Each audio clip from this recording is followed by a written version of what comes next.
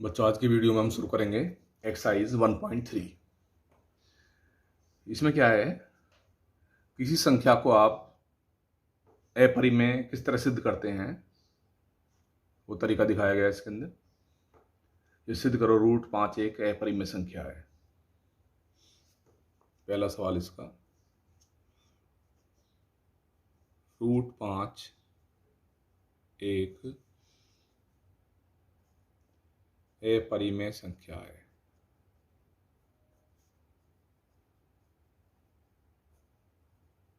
ठीक है जी, इसे आपको सिद्ध करना है, सिद्ध करो।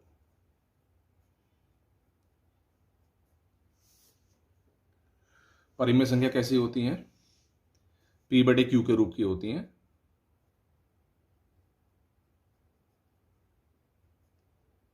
जहां P और Q दोनों धनात्मक पूर्ण संख्या हैं, ये ऋणात्मक भी हो सकती हैं, यानी पूर्ण संख्या है P और Q, प्लस या माइनस कुछ हो सकती हैं। Q का मान केवल 0 नहीं हो सकता। जीरो को छोड़ करके P का मान कुछ भी रख लो, प्लस माइनस, तो वो परिमेय संख्या मानी जाती है।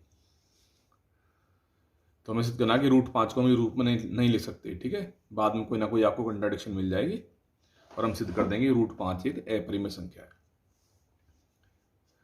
तो मान लेते हैं, चलो माना √5 एक परिमेय संख्या को दर्शाता है।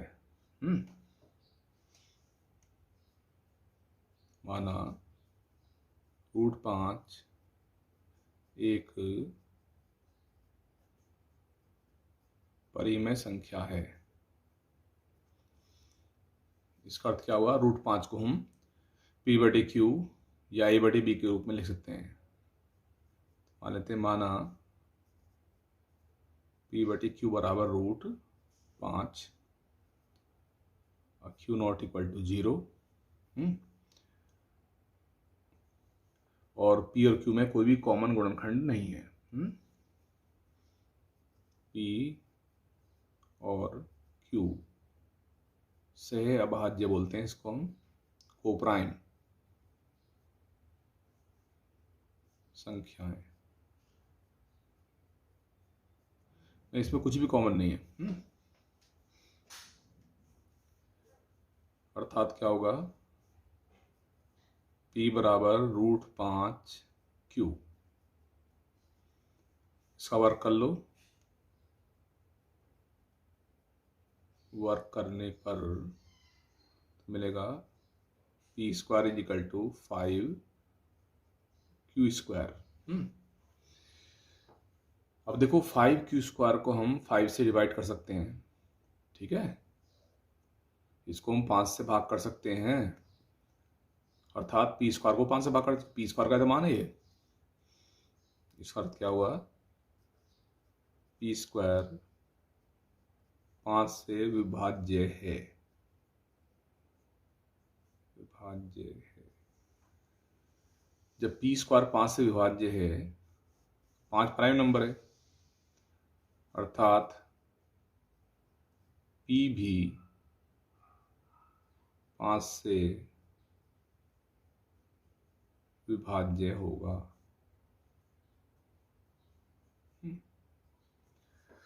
अगर P 5 से विभाज्य है तो P को आप मान लो कोई ऐसी संख्या जो 5 से विभाजित हो। ठीक है, लो माना P बराबर 5K। इसका मान यहाँ रख देंगे, इसमें एक में रख दो ना, P का मान 5K। तो 5K का स्क्वायर बराबर 5Q²। इससे मुझे मिलेगा 5Q² = 25K²। अर्थात इसको 5 से भाग दे दो,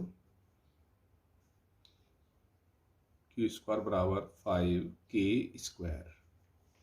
अब क्योंकि 5K² 5 से विभाजित है, लिख दो, या तो लिखो Q² 5 से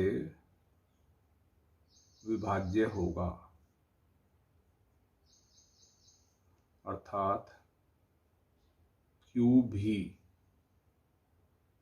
5 से विभाज्य होगा। अब देखो यहाँ से P 5 से विभाज्य है और Q भी 5 से विभाज्य है। इसका अर्थ क्या हुआ? इसका अर्थ ये हुआ 5 दोनों का कॉमन गुणनखंड है ना। इसका क्या हुआ? 5 P और Q का उभयनिष्ठ गुणनखंड है, खंड है, जो हमारी परिकल्पना के विरुद्ध है। हमने क्या कहा था? P और Q से अभाज्य है, वही इनमें कुछ कॉमन है ही नहीं। जो हमारी परिकल्पना के विरुद्ध है।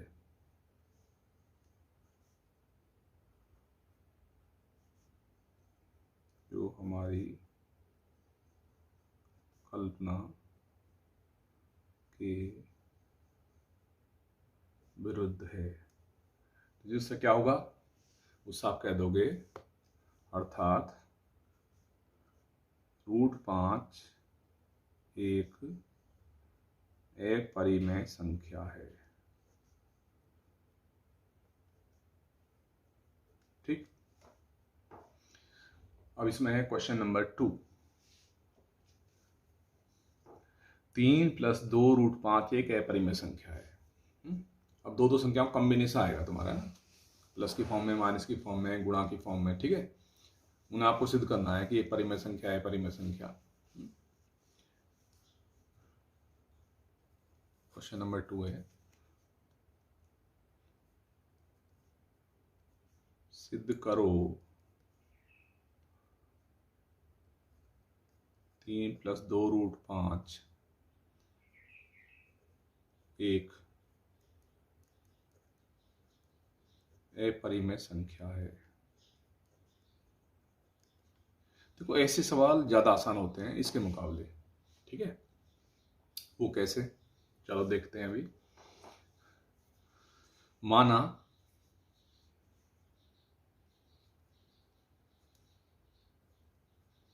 3 + 2√5 एक परिमेय संख्या, परिमेय मानते हैं। ठीक है, परिमेय संख्या है। तो परिमेय क्या मानेंगे इसको हम? कोई भी A/B या P/Q। तो माना A/B बराबर 3 + 2√5। ठीक, अब 3 को इधर ले आओ। A/B -3 बराबर 2√5। और थोड़ा इसको हल करो। चलो 200 और भाग कर लेते हैं। A/2B -3/2 बराबर √5। अब देखो A/B परिमेय संख्या है। ठीक, तो A/2B ये भी परिमेय संख्या हो जाएगी, और 3/2 ये भी परिमेय संख्या। और ये संख्या है अपरिमेय। जो परिमेय संख्याओं का जो अंतर है वो परिमेय संख्या हो जाएगा। ठीक है, तो अब का सिद्ध हो गया जी परिमेय संख्या बराबर अपरिमेय।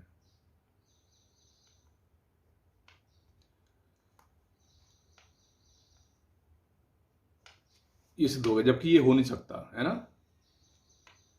परिमेय संख्या कभी भी अपरिमेय संख्या के बराबर नहीं हो सकती। ठीक है, तो अर्थात जो हमने सपोज किया था, क्या सपोज किया था? 3 + 2√5 एक अपरिमेय संख्या। तो ये कैसी हो जाएगी? परिमेय संख्या। अतः 3 + 2√5 एक परिमेय संख्या है। ठीक,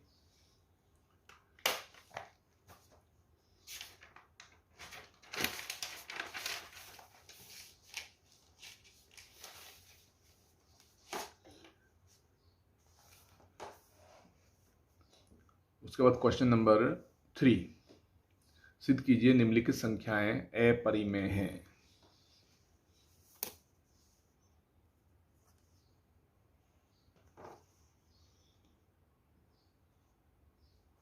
सिद्ध कीजिए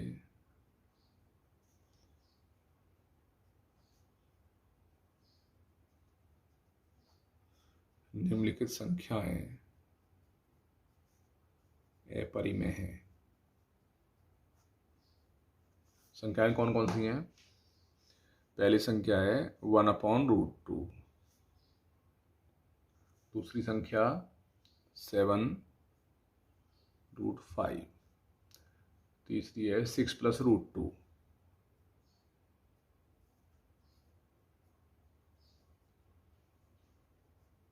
ठीक। अब पहला पार्ट ये,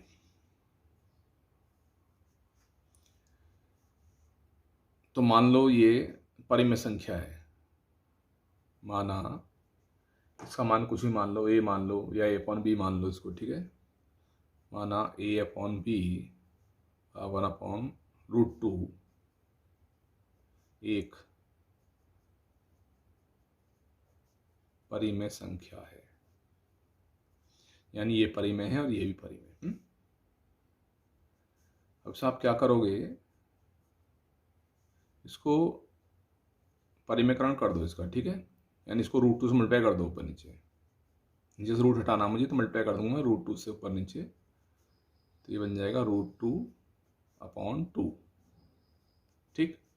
अब 2 को आप इधर ले आओ तिरछी गुणा करके इसकी, तो 2 की गुणा हो जाएगी a में /b बराबर हो गया √2, ठीक। अब आपको मालूम है √2 क्या है, ये होती है अपरिमेय संख्या, अपरिमेय संख्या। और a/b क्या होती है, परिमेय, ये परिमेय संख्या हो गई।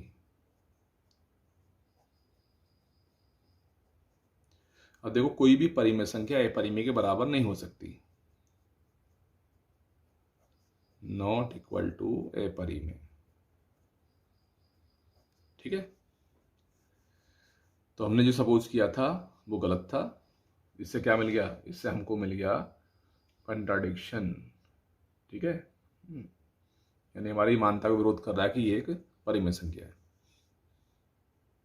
अर्थात 1/√2 एक अपरिमेय संख्या है। सेकंड पार्ट 7√5, इसको बिल्कुल ऐसे कर लो, माना a/b बराबर 7√5 एक परिमेय संख्या है, यानी मैं इसको परिमेय मान लिया तो a/b के बराबर होगी, ठीक है। ये परिमेय संख्या है और ये भी परिमेय जो माना मैंने, अर्थात a/7b इज इक्वल टू √5। अब ठीक है, अब ये क्या है, a/7b, ये परिमेय संख्या,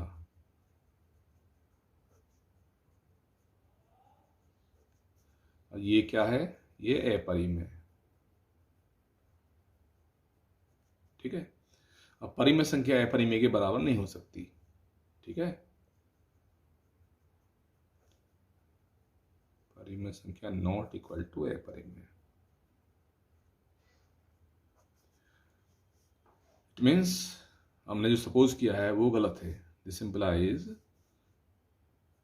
7√5 एक अपरिमेय संख्या है, ठीक है। जो मैंने इसको परिमेय मान लिया था 7√5 को, वो परिमेय नहीं है, वो क्या है, एक अपरिमेय संख्या। और इसका जो थर्ड पार्ट है वो है 6+√2, 6+√2 लो, माना 6+√2 एक परिमेय संख्या है।